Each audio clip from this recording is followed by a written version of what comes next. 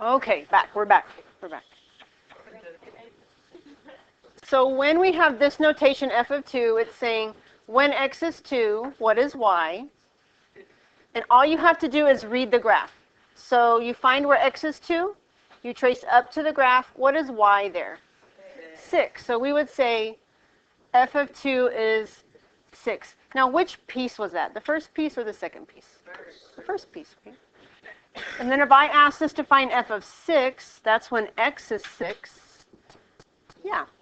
So you find that, you come up to the graph, y is 4 right there. So f of 6 is 4. And which piece was that? The first or the second? All right, the second one. So here's the thing. When we found f of 2, this was an x value, and it was in the domain for this piece, bless you, right? This piece's domain is from 0 to 3, right? That's 0 to 3. This piece's domain is from 3 to, what, 7. And that's where f of 6 was. 6 was in that domain piece. What we're about to do next is pretend we haven't seen this graph. And I'm going to ask you for f of 2 and f of 6 for it written in equation form, which looks like this. Okay, those are the equation pieces and the domain pieces for that graph. The negative 2x plus 10 is for the linear piece. The negative x squared plus blah, blah, blah is the reflected quadratic. And then these are the domain pieces. That linear part was from 0 to 3. The reflected quadratic was from 3 to 7. Okay, so now pretend you don't know the answers. And if I was still going to ask you, like I did here, I asked you f of 2. Now, before we did piecewise functions, if I gave you f of 2 and an equation, you would just take that 2 and plug it in for what? X, right? And you would just have one equation, and it would be a beautiful thing, and you would simplify. But the thing here is now we have 2 pieces. So our work is first to decide which piece we need right now. So we look at the x value, which is 2. We come over here to the domain pieces, these things. And we figure out which of these pieces does 2 belong in? This first piece or the second piece? Is 2 between 0 and 3 or between 3 and 7? Between 0 and 3, right? So we'd say, okay, so x equals 2. That belongs to this domain, which means I'm going to take that 2 and plug it into that function piece, right? So when I do that, I get negative 2 times 2 plus 10, which is negative 4 plus 10, which we already knew is going to be 6, right? That's what we got when we read the graph. So this is just how to do it symbolically with algebra and no pictures, right? Pictures easy. This is kind of easy too, but not as easy. And so then when we find the second thing I asked you was f of 6. So same process. You are going to go to the domain pieces first to figure out where 6 belongs. 6 is in the second one, right? Because 6 is between 3 and 7. So then 6 gets plugged into this is the corresponding equation for that domain part. So you put 6 in wherever you see the x's. We don't have to do that math. What do you get when you do that math? 4. You get 4, okay? So that is the part of our lesson today. Your notes are going to start with 2 examples, kind of like this, no pictures, just starting with the pieces.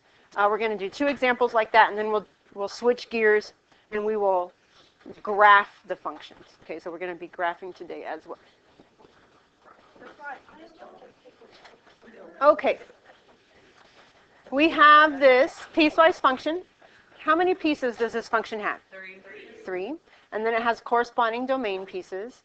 This nonsense right here is actually 1, 2, 3, 4, 5 problems, just all written one right after the other. So it's this one we're going to figure out, and then this one, and this one. H of negative 3, so h is my function name. So h of negative 3, my x is negative 3. The first thing we have to figure out is which domain piece does it belong to. Now, once you try to start ordering negative numbers, your brain might start backfiring on you.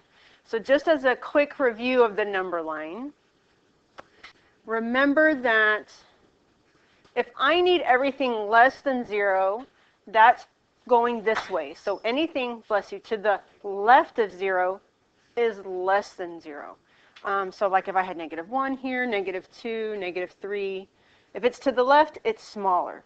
So if I'm trying to figure out -3 and which domain piece that belongs into, do you think it's the first, second, or the third?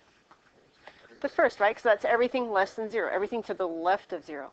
So it belongs here, so I'm going to plug it in here. So that's 2 times -3 plus 3, which is -6 plus 3, which is -3.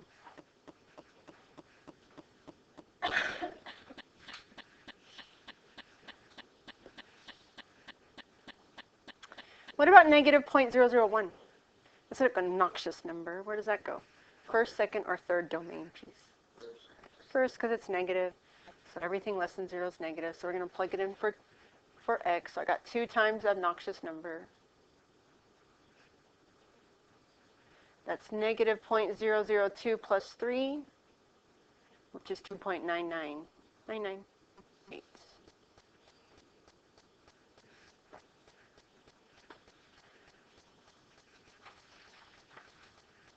So it's really, really, really close, but it's still in that first domain.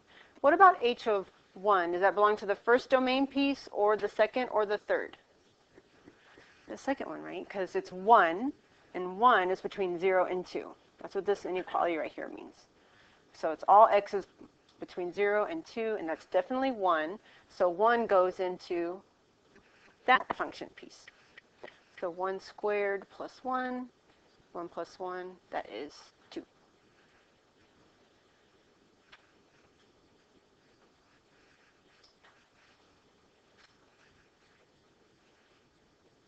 What about 2? Does 2 belong to the first, second, or third domain piece, do you think?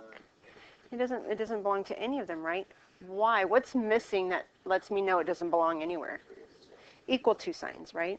There's no wiki. There's not an equal sign there, there's not an equal sign there. So we would just say that does not exist, or you could say undefined. I would take either of those. Because the function is not defined at x equals 2. There would just be an open circle there. And where does 3 belong? First, second, or third? Third. What does that mean, 5? There's no x to plug that into. It's just 5. What kind of graph does that look like? A straight line going which way? Horizontal or vertical? Horizontal, right? So it's this. So it's everywhere where y is 5, which is like this. The output is 5, no matter what the x value is.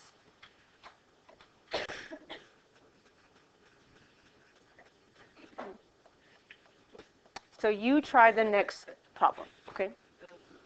Does anybody need this up anymore? Okay. Try this one.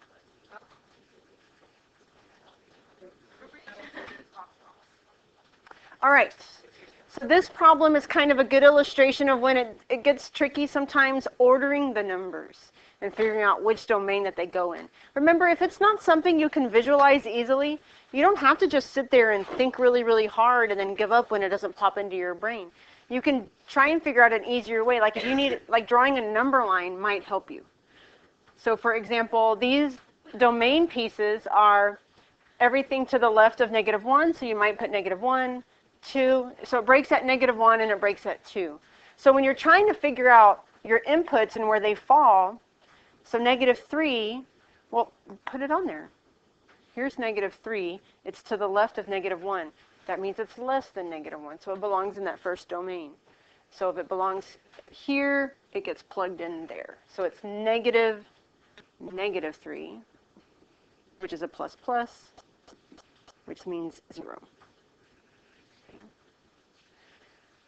When you're trying to figure out -1, it's kind of tricky because there's a -1 in the first domain piece, there's a -1 in the second domain piece. Which one do we want?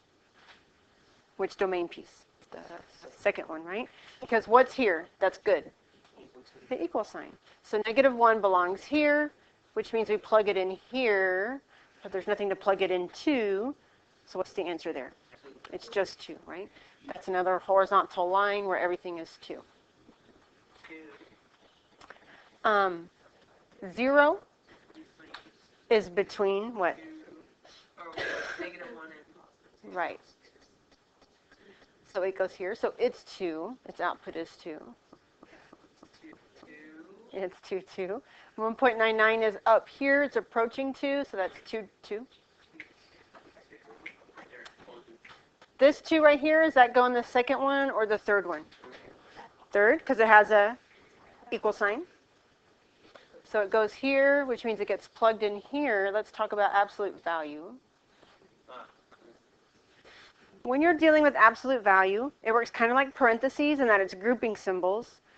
So you don't want to necessarily do distributive property here for absolute value. Don't do that. Simplify everything inside the absolute value until you can't simplify it anymore. So this would give me here 3 times the absolute value of 0. Then you do the absolute value now on whatever's inside. What's the absolute value of 0? 0, right? Because it's the distance from 0, 0, 0 from 0. And 3 times 0 is 0. Which piece does 4 belong to? First, second, or third? The third, right? So by the way, let's review the signs real fast. Remember that the thing, it's like a mouth that's opening up to the bigger value, right? So right here, x greater than or equal to 2, it's opening to the bigger value, so it means everything that's bigger than 2, and that's definitely 4. So we plug it in there. Absolute value of 2, which is positive 2. 3 times 2, 6, okay? Absolute value will always give you a positive result. Yeah, I got all those right. Did we get all those right? Who's your teacher? She's doing a good job. Or him. Or him. She has the plague. Does anybody need this up anymore? Tuberculosis. All right. What we're switching to now is graphing. So this says graph the piecewise defined function and theta's domain and range, which is highlighted because I forgot to do that the last 2 periods. But we're going to do it because we're the best period. Use transformations of parent functions where possible. So I've got these 2 graphs going on. The form of this one, the parent is what? The first piece. It's going to be a line. What's that second one? Quadratic. And the difference between these than what we did yesterday was we were just working with parent functions yesterday. We were not generally transforming them. Today they're going to be transformed. So we're going to talk a few ways about how to do that. So you have a graph on there. So we have these 2 pieces. That first piece is 2x plus 1. That's already in mx plus b form. What am I going to graph first when I'm trying to graph 2x plus 1? The plus 1, right? That's the y-intercept. So I'm going to put a plus 1. I'm going to use the slope for my second point. The slope is 2 over 1. Right? So I'm going to go up 2 over 1, up 2 over 1. And I can do that the opposite direction as well by going down 2, left 1, down 2, left 1. So I'm just sort of making a basic form here of my line. I'm going to have to cut off some stuff, though. So that's why I haven't filled it in. I'm just sort of sketching stuff out. I need to keep the line for all x's less than or equal to 0. Okay. So I'm going to be cutting off stuff which way? To the right or the left? To the right. So everything to the right of 0 is getting cut off. But I still have to do some more thinking at the end points. Okay? When x is 0, this point right here that's at 0, 1, can that stay closed or does it need to be an open circle? Stay closed, because what does that domain piece say? That x can be equal to 0. So it'll be closed there. And then if it's everything to the left of 0, how long is it going in the opposite direction? Infinity. So it gets a closed circle at this right boundary, and it's going down forever and ever that way.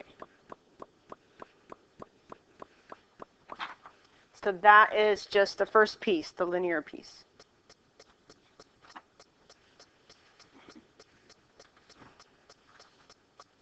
The second piece, the parent function, is a quadratic. Does it have any a values? No, so that means there's no stretch. There's no compression. Is it negative out front? No, so there's no reflection. So all this is a basic parent function with the vertex shifted.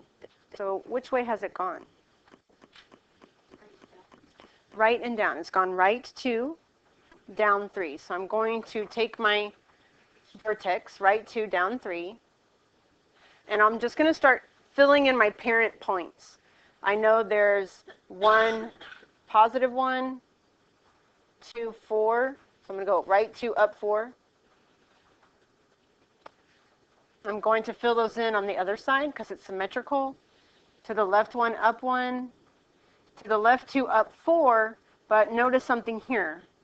So here's my shifted vertex. When I go left 2 and up 4, I hit this exact same point from the other piece. But it's an open circle for the blue one. That's exactly right. And we learned that little just half circle yesterday. Just do a little half circle there to show that it's open on that side. They can't both have a point there because it would fail the vertical line test.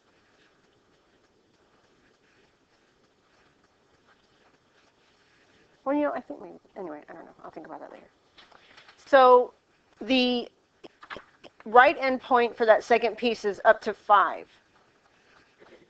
I haven't gone up to 5. So how do I fix that? What else? I add another point, right? So I'm going to go back to my shifted vertex. I already did 1, 1, 2, 4. Now what do I need to do? 3, 9. Okay, because remember the parent function was x squared. So I'm going to go to the shifted vertex. I'm going to go right 3 and up 9 from there.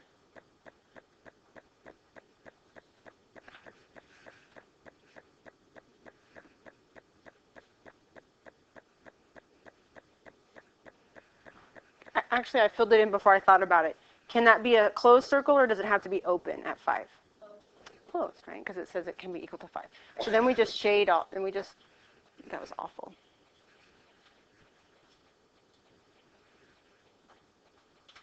Right, so still awful.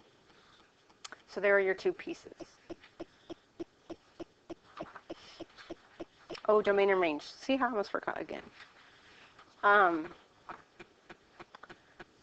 So when your problems ask you to find domain and range, it's for the entire thing all together. So look at the domain. That's your x values going from left to right. Where, if at all, as you go from left to right, is there any break in the x values? Do you see any breaks? There's no break, right? Because this is continuous, continuous, continuous. Right here where the pieces are separate, it's still defined right there. There is a value at x equals 0, and then that next piece continues, and it goes until x equals 5. How do you think you would write that whole domain for the whole thing altogether? What's the farthest left boundary? Negative infinity. And what's the farthest right boundary? 5 with a parenthesis or a bracket? Write down what you think the range would be. Okay, write down what you think. The range is going bottom to top, and you're looking for any breaks in the y values. Because if there was a break, you would have to do a union somewhere.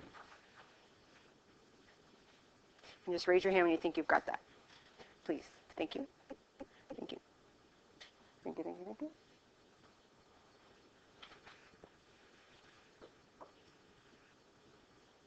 Does anybody want to volunteer their answer as tribute? Any brave souls? Yes, ma'am.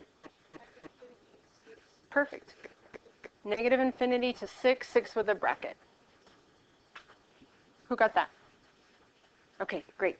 I want you to try that next graph, please. I do need to give you kind of a hint because it gets funky somewhere.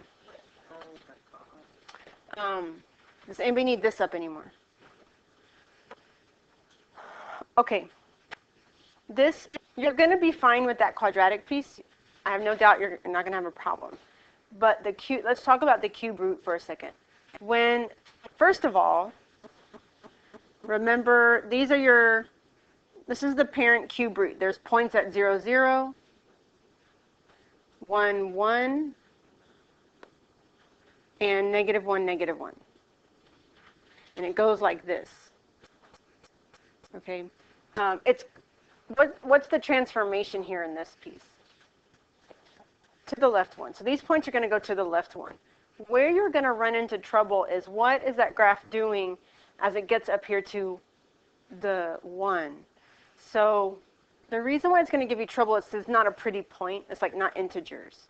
So I want you to use this point. As you're graphing it and you get to that domain boundary that it cuts off at x equals 1, the y value there is 1.26 because if you take this 1 and you plug it in there, you get the cube root of 1 plus 1, which is the cube root of 2, which is about 1.26. So as you're sketching your graph and it cuts off at 1, you're going to use this point for the right boundary of your first function piece. Okay, so try that for a few minutes. And if that doesn't make sense to you right now, it might make more sense as you get into the problem. We'll start with the quadratic just because oh my gosh, it gives you the least trouble. So it's the basic quadratic. It's been shifted to the right 2 and down 3. You throw some points on there. There's no stretch or reflection, so you can just use the standard points.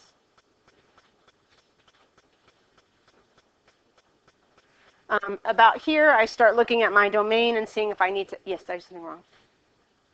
Yes, I did something wrong. Oh, I didn't flip my notes over. Sorry. That's from the front of the notes. Thank you. Okay, so on the right side of the notes, it's right 3 and down 2. Look at that. Right 3, down 2. Throw some points on there.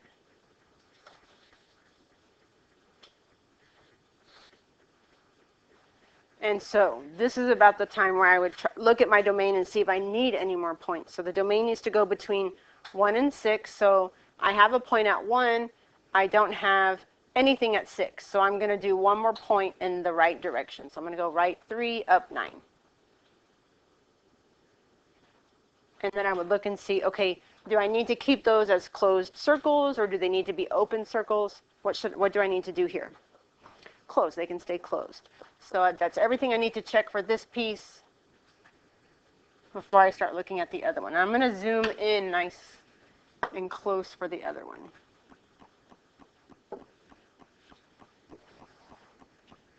So here's what happens with the cubic. The parent function moves to the left 1 space. So 0, 0 moves this way. And then it's got -1, -1, and then 1, 1. And it's out to infinity because it's everything less than 1. There's no left actual like boundary, like that doesn't cut off. So up to here, what I have so far looks kind of like this. But what we're concerned about is what happens next as it approaches x equals 1. So that point I gave you, remember I said when I actually plug 1 in, and I know we have a lot of 1s flying around, so let's be clear about which one I plugged in. I'm plugging in this one, okay, into here, because that's the boundary. If it had been a 3, I would have plugged in a 3 right here to figure out what is the y. It's not actually defined there, but I can still use that y value to determine the boundary point. And I told you that was 1, 1.26. So 1.26 is right here under that piece. Okay, so it doesn't intersect the other piece. It doesn't overlap at all. It just sneaks in right under there. So this is still a function because it passes the vertical line test right there.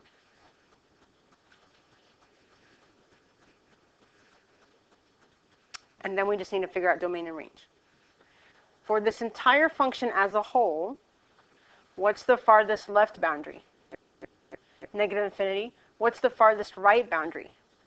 6, and there's no break in there anywhere. There's almost kind of wanting to be a break right here, but there's not. Okay, there's a point at 1. So it's -infinity to 6 with a bracket because of the closed circle. And then the range, what's the lowest boundary here? The bottom boundary. -infinity. And the upper boundary? 7.